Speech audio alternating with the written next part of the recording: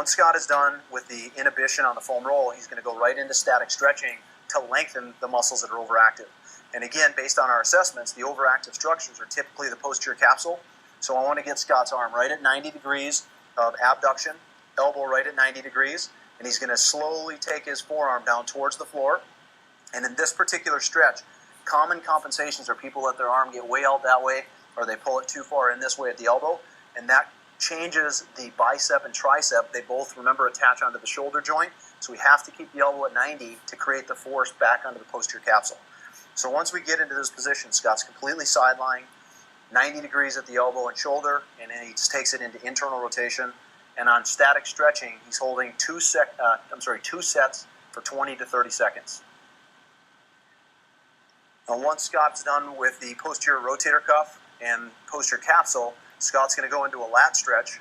And what we're going to do is Scott's going to be into a three-point position, so his knees are on the floor, opposite hand is on the floor, spine's in a good position, neck's in a good position. And we're just going to have him go out into a position of shoulder flexion and slight external rotation.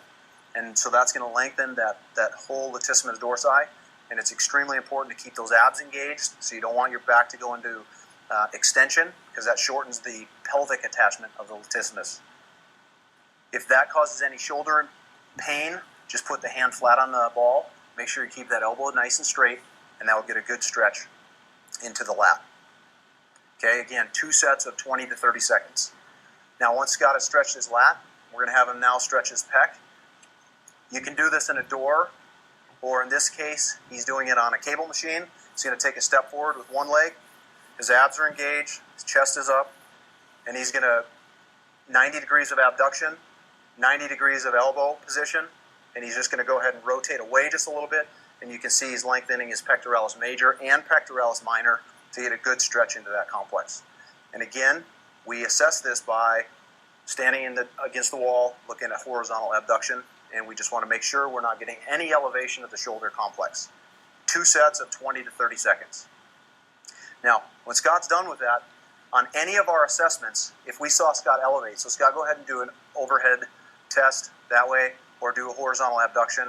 If you see anything where your client is doing that, or if they're just doing an exercise and they elevate, we're going to do an exercise that stretches the levator scapula and part of the upper trapezius.